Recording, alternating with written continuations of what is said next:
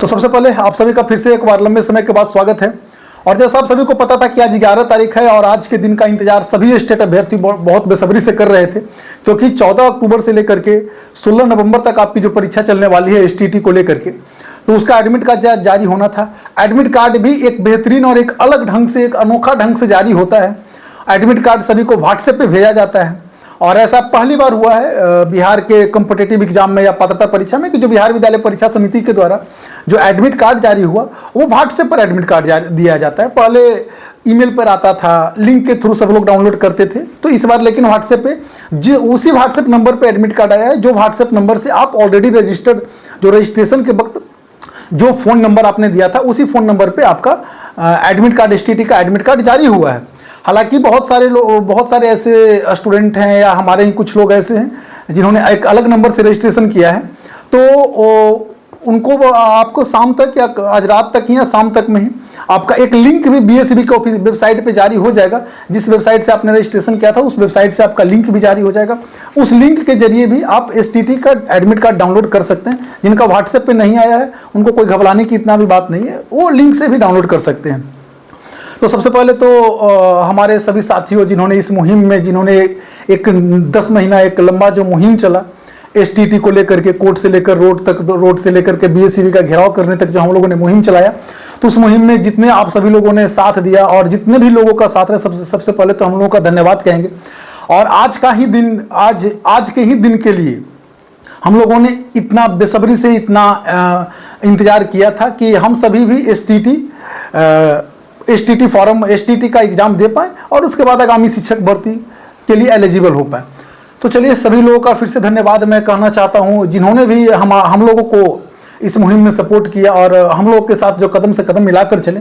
ऐसे लाखों हजारों हजार छात्र हैं जिन्होंने हम लोगों को बहुत, जो उस सारे लोगों की एक कंबाइंड एक मिलीजुली मुहिम ही थी, उसी की वजह से आज एसटीटी, वो एसटीटी संभव हुआ जिस एसटीटी पर नीतीश कुमार जी ने एक ट्वीट करके बता दिया था कि वो एसटीटी अब 2025 में नहीं 2026 में होगा और टीआरई 4 के पहले एसटीटी नहीं होगा।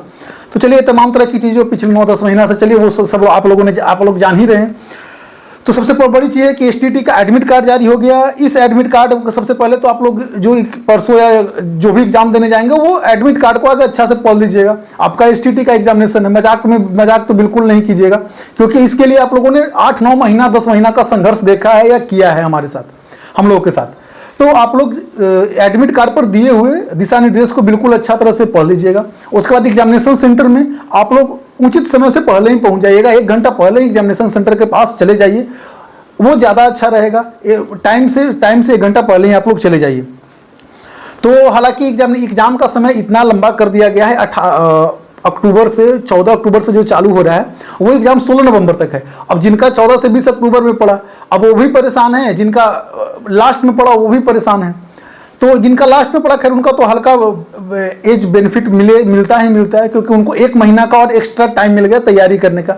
जिनका शुरू में भी पड़ा है उनको कोई समस्या नहीं है। पेपर 1 का एग्जाम सबसे पहले होता है, सबसे पहले एसटीटी पेपर 1 का एग्जाम होता है और उसके बाद एसटीटी पेपर 2 का एग्जाम होता है। तो जिनका भी एसटीटी पेपर 1 का एग्जाम है तो वो पेपर 1 का जो बेसिक क्वेश्चन आता है वो एसटीटी में वो सिंपल 9-10 का जो टेक्स्ट बुक है वो सब आप लोग देखे होंगे पिछला बार का क्वेश्चन। तो कोई घबराने की बात नहीं है, पेशेंस रखना है। और इस बार जो शाम तक या रात तक में वेबसाइट पे भी, ऑफिशियल वेबसाइट पे भी लिंक जारी हो जाएगा।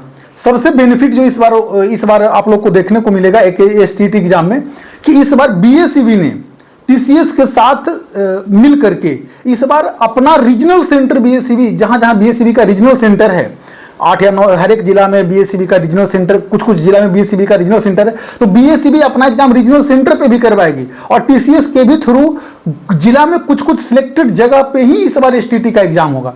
इसके कारण ही इतना लंबा एग्जाम खींचा जा रहा है, इतना लंबा एग्जाम का शेड्यूल बनाया गया। और इस बार यकीन मानिए इस बार धांधली बिल्कुल भी एग्जामिनेशन में नहीं होना है।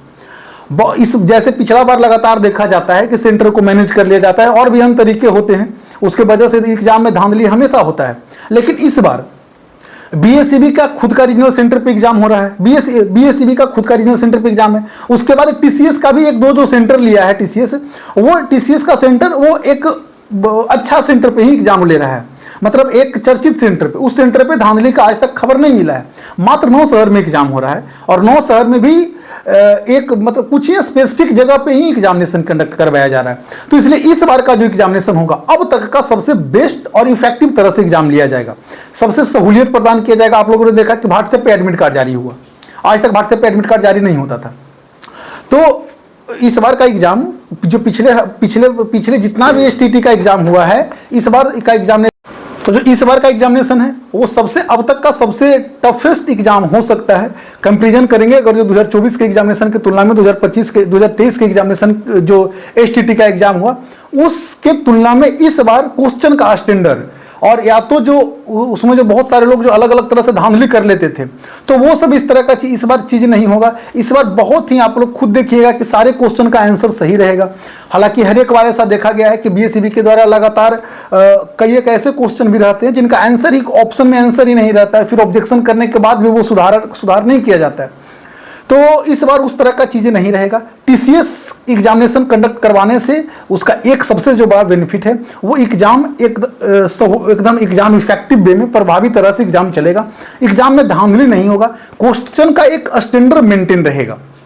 जो स्टैंडर्ड हालांकि 2023-24 का भी जब आप क्वेश्चन देखिएगा तो 2024 का क्वेश्चन 2023 के क्वेश्चन की तुलना में कहीं ज्यादा स्टैंडर्ड उसका हाई है।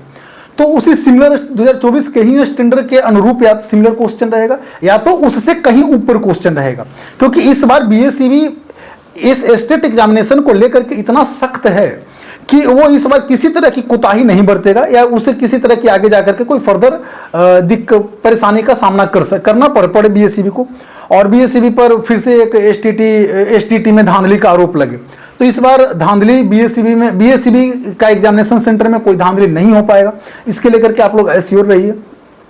और जो सबसे जो ज़्यादा शिफ्ट में जो एग्जामिनेशन हो रहा है वो सबसे ज़्यादा शिफ्ट में एग्जामिनेशन कंप्यूटर सब्जेक्ट का हो रहा है। कंप्यूटर में टोटल 7 या 8 शिफ्ट में 7 शिफ्ट में एग्जामिनेशन अभी तक हमें जो भी लोगों से जो बातचीत हुई है तो अभी तक 6 या 7 शिफ्ट में कंप्यूटर का एग्जामिनेशन हो रहा है। तो यहाँ पर जिनका पहले पड़ा उनका थोड़ा बेनिफिट तो होता ही है, जिनका बाद में पड़ेगा उनका थोड़ा कम बेनिफिट होगा। बेनिफिट क्या है, वो थोड़ा कम बेनिफिट होगा। तो बस तमाम तरह की बातें यही थी। और नॉर्मलाइजेशन, फिर हम आते हैं नॉर्मलाइजेशन का बात पर। तो जहाँ भी एक से ज़्यादा शिफ्ट में एग्जाम होगा वहाँ नॉर्मलाइजेशन का फॉर्मूला लागू होगा। नॉर्मलाइजेशन में जैसे नॉर्मलाइजेशन रहने से बस एक बात का ध्यान रखना पड़ता है कि आप लोग अब जिस क्वेश्चन का आंसर बिल्कुल भी पता ना चले उस क्वेश्चन पे भी आप लोग थोड़ा कम अटेम्प्ट लीजिएगा। जैसे कि 140 क्वेश्चन आपने बनाया और 10 क्वेश्चन आपको कुछ भी नहीं पता चल रहा है तो उसको छोड़ देने में ही ज़्यादा अच्छा रहेगा। हालांकि उसको अटेम्प्ट करने जाने में भी कोई हानि नहीं है, लेकिन जब बीएसईबी नहीं है नॉर्मलाइजेशन में ये भी बात देखा जाता है कि आपने कितने निगेटिव जो उत्तर दिए तो उसके अनुसार से आपका मार्क्स थोड़ा बहुत कम कर दिया जाता है। हालांकि ये उन लोगों के साथ ज़्यादा होता है जो बॉर्डर लाइन पर जिनका स्कोर रहता है। जिनका स्कोर अगर 10-15 नंबर ऊपर रहता है तो इससे ज़्यादा परेशानी नहीं होता है।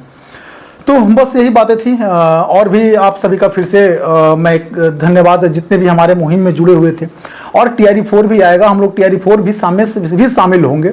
और यकीन मानिए दिसंबर से पहले तक, 31 दिसंबर से पहले तक, दिसंबर में आपका TRE 4 का एप्लीकेशन फॉर्म लिया जाना शुरू हो जाएगा। ये बात गारंटी है, ये बात 100% सच है। हाँ, कितने सीटों पर आएगा नहीं आएगा ये मुझे नहीं मालूम, ये किसी को नहीं मालूम। लेकिन बिहार विद्यालय जो सरकार ने, जो शिक्षा विभाग सरकार ने, उन्होंने सुप्रीम कोर्ट में जब ये बात बोला है और सुप्रीम कोर्ट में NIOS DLED NIOS वाला से संबंधित एक मुद्दा सुप्रीम कोर्ट में गया था। उसमें TRE 3 के अभ्यर्थियों को शामिल नहीं किया गया था सिलेक्शन प्रोसेस में, उनका रिजल्ट जारी नहीं किया गया था। तो जब सरकार से बात पूछा गया था, सरकार नहीं शिक्षा विभाग से बात पूछा गया था, तो शिक्षा विभाग के ACS जो भी रहे, उस वक्त सिद्धार्थ थे, अभी कोई और हैं, तो ACS ने उन्होंने बात बोला था कि हम 2025 के अंतिम में बहाली प्रक्रिया का शुरुआत करेंगे।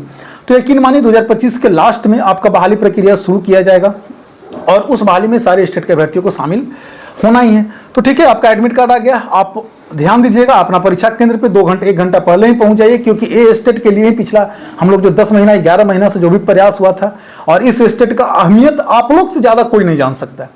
ये स्टेट क्या है किसी के लिए, वो आप लोग से ज़्यादा कोई नहीं जान सकता। लिंक एक्टिवेट, जिनका भी व्हाट्सएप पे नहीं आया है उनका लिए लिंक एक्टिवेट हो जाएगा। और एक एग्जाम बहुत ही अच्छा तरह से होगा, क्वेश्चन का एक स्टैंडर्ड मेंटेन रहेगा। इसलिए आप लोगों ने जो तैयारी किया, जो पढ़ाई किया है, उनके लिए एग्जाम आसान रहेगा।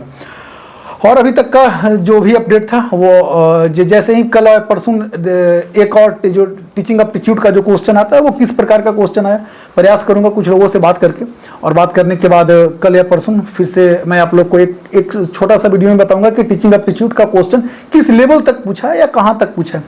ठीक है, और भी अगर जो किसी तरह का कोई परेशानी हो तो आप लोग कमेंट बॉक्स में लिख सकते हैं। ठीक है, तब तक के लिए धन्यवाद।